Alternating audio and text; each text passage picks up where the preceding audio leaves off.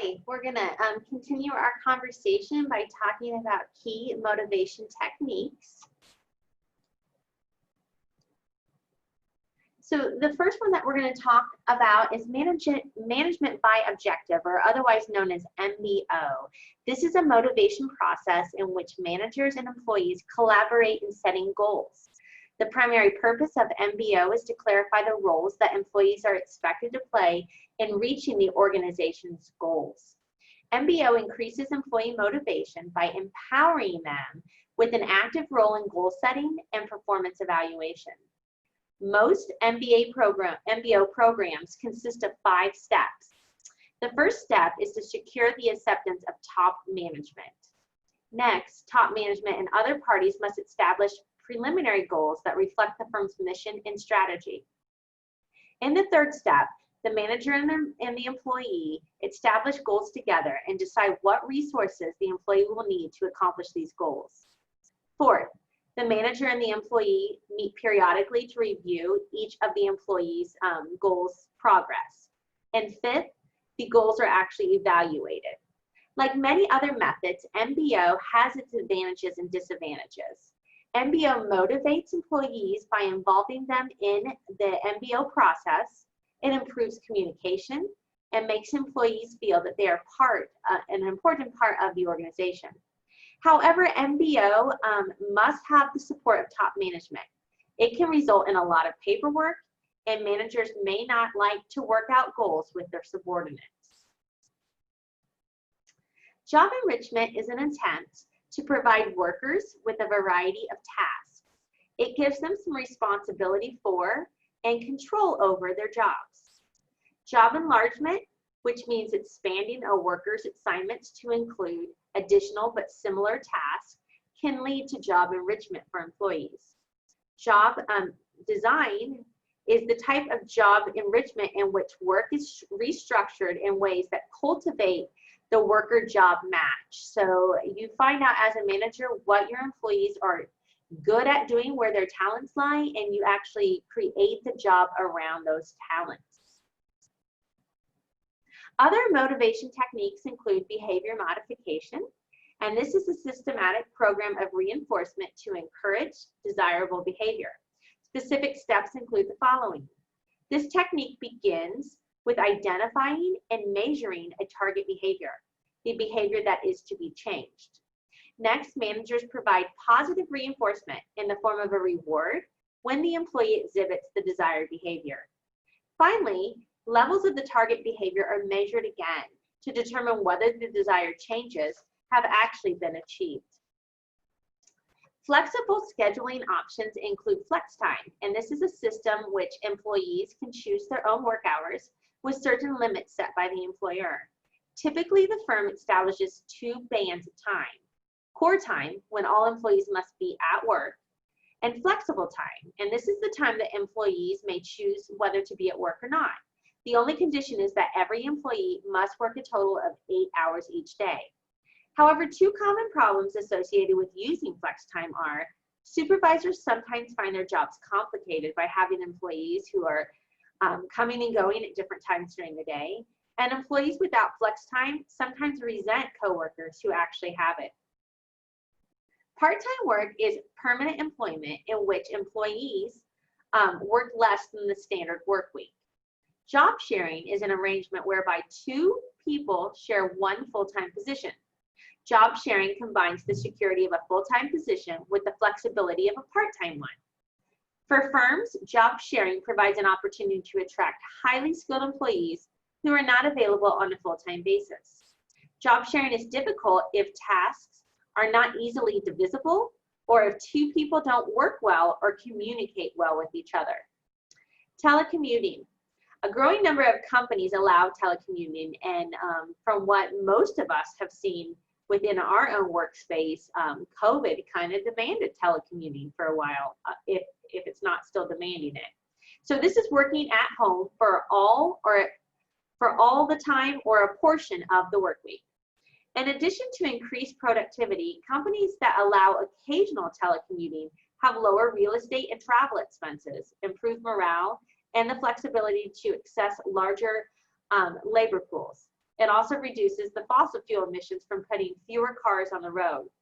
Among the disadvantages of telecommuting are the feeling of isolation, putting in long hours, and being distracted by family responsibilities. Most of us have had the opportunity to experience some type of telecommuting, and it'd be interesting to think back on your experience, whether you felt it was an advantage or a disadvantage, both to yourself and then to your employer as well. Employee empowerment. Empowerment means giving employees a greater involvement in their job and in the operations of the organization by increasing their participation in decision making. For empowerment to work effectively, management must be involved. They should set expectations, communicate standards, institute periodic evaluations, and guarantee follow-up. Empowerment can lead to increased job satisfaction, improved job performance, higher esteem, and increased organizational commitment. Obstacles to empowerment can include resistance by management, distrust of management by workers, inadequate training, and poor communication between levels of the organization. And finally, employee ownership. This is an effective technique for motivating employees, and that is when employees own the company that they work for by virtue of being stockholders. Employee-owned businesses directly reward employees for success. When the company benefits from increased sales or lower costs, employees directly benefit. Employee stock ownership plans provide considerable employee incentives and increase employee involvement and commitment. In the United States today, about 14.7 million employees participate in almost 9,000 employee-owned companies and stock bonus plans. What is a team? In a business organization, a team is a group of workers functioning together as a unit to accomplish a specific task or goal. There are different types of teams. Businesses may have several different types of teams to achieve many of their different purposes. You can have problem-solving teams, self-managed work teams, cross-functional teams, and virtual teams. So as a team matures, it may pass through 5 common stages of development. The first stage is called forming, and in this stage, team members are introduced to one another and begin to develop a social dynamic. Through group interaction over time, team members become more comfortable and group dynamics emerge. Storming is the second stage, and this is where interaction may be volatile and the team may actually lack unity. This is the stage at which goals and objectives begin to develop. The success or failure of ideas in the storming stage will determine how long the team will take to reach the next stage. The next stage is called norming. The team begins to stabilize during this stage. Each person's role within the group begins to solidify, and members recognize the roles of others. If it hasn't occurred already, an identified leader usually emerges at this stage. The fourth stage is performing, and this is when the team achieves its full potential. The members of the team finally work in harmony under the established rules to accomplish all its necessary goals. Adjourning is the final stage. This is when the team is disbanded because the project is complete. Team members may be reassigned to other teams or tasks at this time. You also have roles within a team. Within any team, each member has a role to play in helping the team attain its objectives. Each of these roles adds important dimensions to team member interactions. The group member who pushes the team towards achieving the goals and objective plays the task specialist role by concentrating fully on the assigned task.